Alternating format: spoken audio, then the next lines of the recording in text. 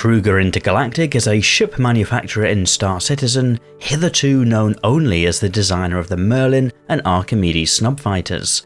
And now, with the L-21 Wolf, they enter the light fighter arena. But with no shortage of competition in that space, how does the L-21 Wolf perform in-game? I'm Forrester, and this video will review the currently flyable L-21 Wolf, which is described on the Star Citizen website as a light fighter. If you've seen other ship reviews on this channel, then you'll be right at home with this video, which follows the usual format. It's split into 5 sections, starting with a ship tour, assessing combat performance, reviewing handling and visibility, looking at the operating costs and profitability, before finally summarising. As always, I've included timestamps in the video description in case you want to skip ahead, and if you're one of the many people watching who isn't yet subscribed to the channel, you might consider it, not least so you can keep up to date when new ship reviews like this drop. And this review of the Kruger L-21 Wolf is based on performance in Star Citizen Alpha 4.3.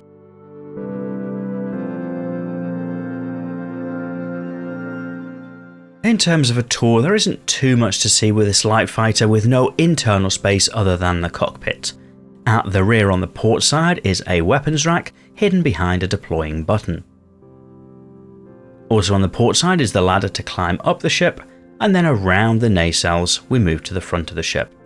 On the front port side is a fuel port.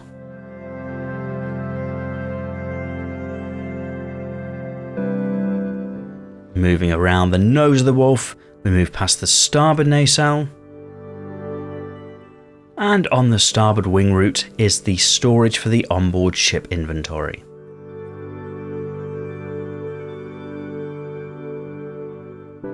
And then entry to the ship is via a ladder which deploys on the port nacelle, which takes you up into the cockpit itself. There's a little bit of clambering over the frame, but that's to be forgiven.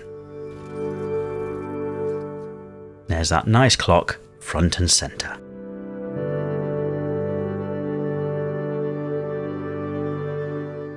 The L-21 comes armed with 2 size 4 weapons, bespoke relentless ballistic Gatling guns with a unique deploy animation.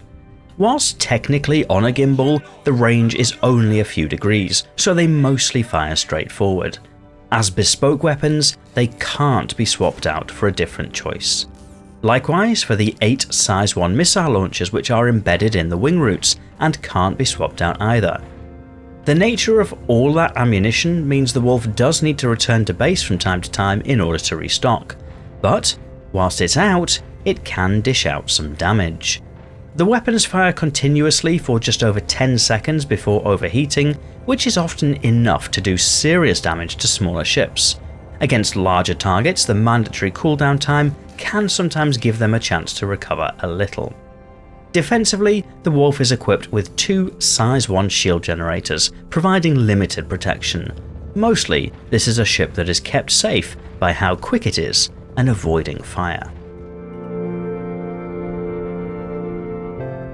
Visibility from the canopy is fairly good, with that bubble canopy giving a clear picture above and to the front and sides. One noteworthy consideration is that when the gear is in landed configuration, the ship is nose up a few degrees, a little like some World War II warbirds. In terms of handling, the Wolf flies fast. The SCM limiter sits at 230 meters per second, but the engines feel powerful even at that, quickly turning the ship. Sometimes the L-21 can feel a bit jittery, and naturally the high speeds mean that the fighter can also encounter high G-forces, with red-out or blackout considerations, but for the most part the ship flies well.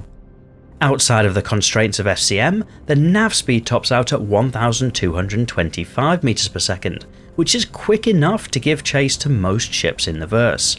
Long story short, the fighter flies fast and feels fast too. And, unlike the smaller Kruger ships, the L-21 carries a quantum drive with enough fuel to make some fairly reasonable length trips across the system. Running an L-21 Wolf isn't cheap, mostly because the ballistic ammunition and missiles mean that rearmament is almost always needed after running an operation. but usually those restock costs are in the thousands to low tens of thousands of alpha UEC. Refuel is often negligible in comparison. To recoup some of those costs, the main option for money making is by running combat contracts, which the Wolf can do happily. A skilled pilot can probably push the boundaries of some of the higher order contracts, albeit the damage output of the Wolf is constrained a little by how long the ship can keep firing before cooling off the weapons a little. But for picking up small to medium threat contracts, the L-21 can quickly chew through targets to turn a profit. In terms of ship upgrades, the options are marred somewhat by the fixed bespoke nature of the main weapons and missiles, which is a key drawback of the ship. For a pilot looking to use the ship a lot, there could be an argument made for seeking out some military grade components, particularly to beef up the shields and power a little. But the main feature that the Wolf relies on is its speed.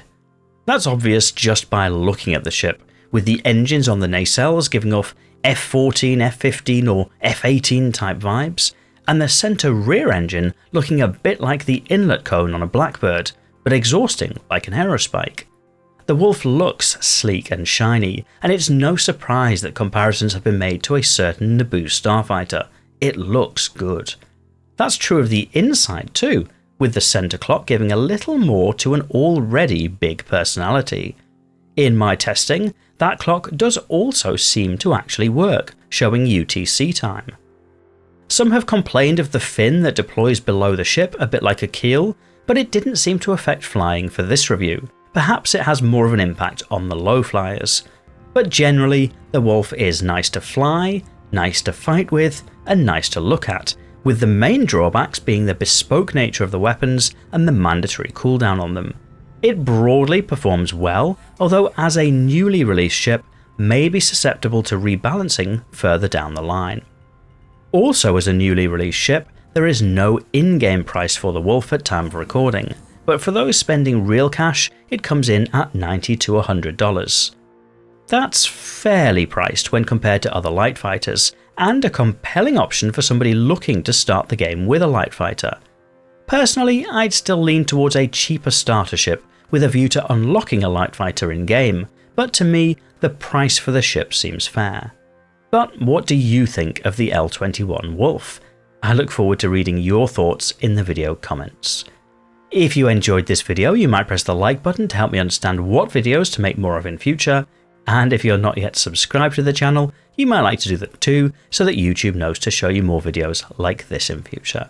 But otherwise, and as always, thank you for watching.